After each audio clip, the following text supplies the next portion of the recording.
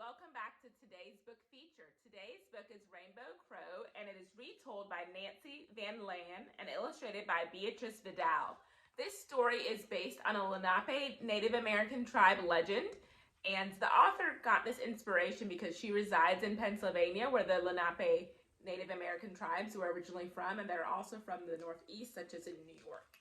Sit back and listen to this legend.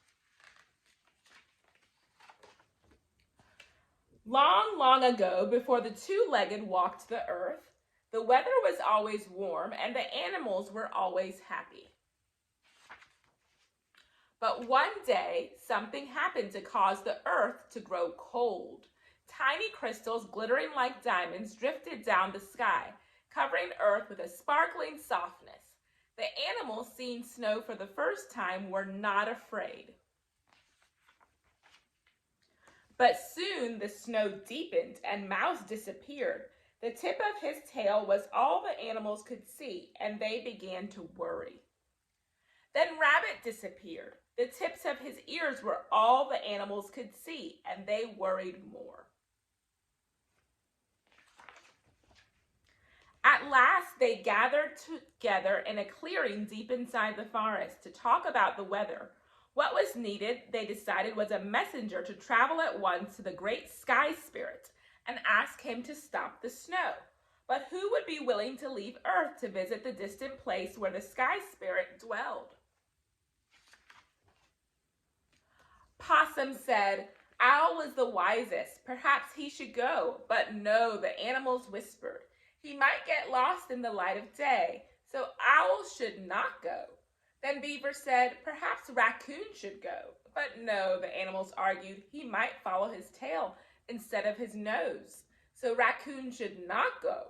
Then Skunk said, "Perhaps Coyote should go." But no, the animals shouted, "Coyote is clever and loves to play tricks. He might chase the clouds or swallow the wind, so Coyote should not go." Scritcha, scritcha, screecha, scratcha, yippa, yappa, yow. The noisy animals screeched and howled because they could not decide who should visit the great sky spirit to ask him to stop the snow. And so the snow grew deeper and deeper and deeper, and the small animals climbed on top of the tall animals so they would not disappear. Suddenly, down from the top of the tallest tree flew Rainbow Crow, the most beautiful bird on earth, who called out to all of the animals below in the sweetest voice of all, and he sang, "I will go, I will stop the snow." And the animals, happy at last to have Crow as their messenger, chanted a song of praise.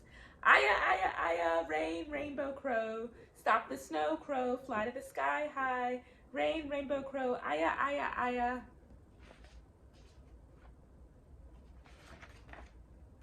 Then high up into the sky flew Rainbow Crow, far above the snow and the winds on the earth, way beyond the moon, the stars, and the clouds.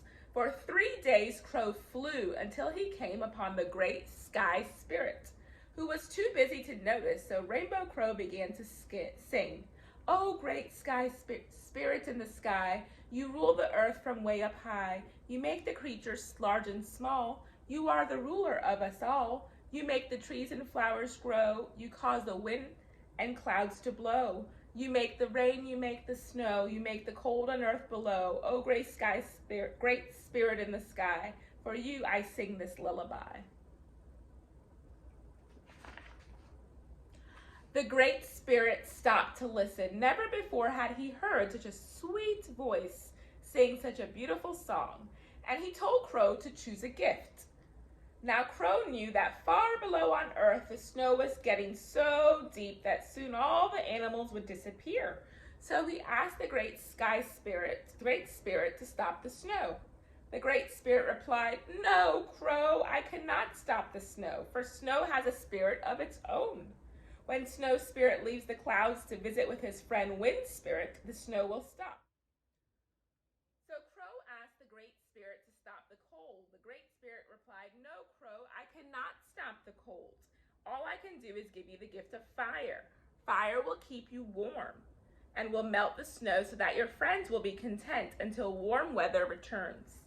The Great Spirit picked up a stick, put a bit of fire on the end of it, and handed it to Crow. I will give you this gift but once. Hurry, fly back to Earth before the fire disappears. Off flew Crow. On the first day, as Crow flew down, showering sparks of fire darkened his tail feathers. On the second day, as Crow flew down, the fire burned brighter, and the stick grew shorter, and all of Crow's feathers were covered with soot.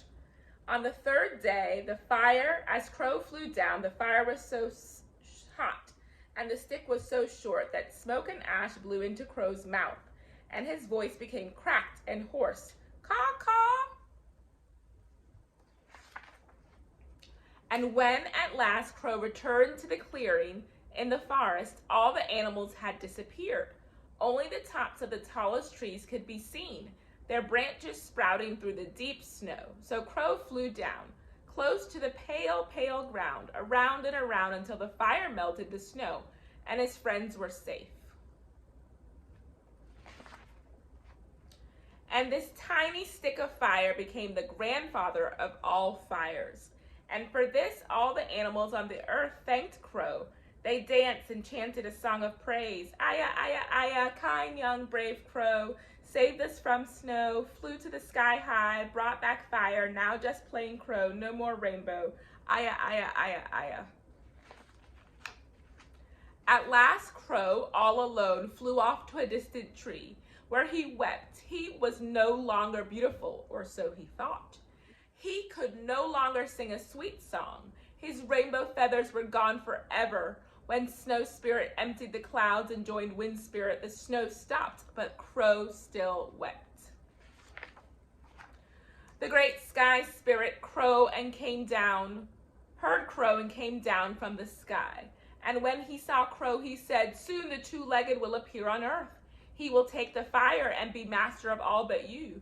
For being so brave and unselfish, I give you the gift of freedom. The two-legged will never hunt you, for your meat tastes like fire and smoke. The two-legged will never capture you, for your beauty voice is now crackly and hoarse. The two-legged will never want your feathers, because your rainbow colors are now black. But your black feathers will shine, and they will reflect all the colors of the earth. If you look closely, you will see. Then Crow looked, and he saw hundreds of tiny rainbows shine in his black feathers, and he was content. The Great Spirit returned to his home in the distant sky, and Crow happily returned to his friends in the forest, proud that he was now Black Crow, with shining feathers full of tiny rainbows. Wow, let's listen to that metaphor again. But your black feathers will shine, and they will reflect all the colors on earth. If you look closely, you will see. Wow, that really is a metaphor for life. It's a reflection of really Black people today, that we are truly a reflection of everyone on earth. Amazing.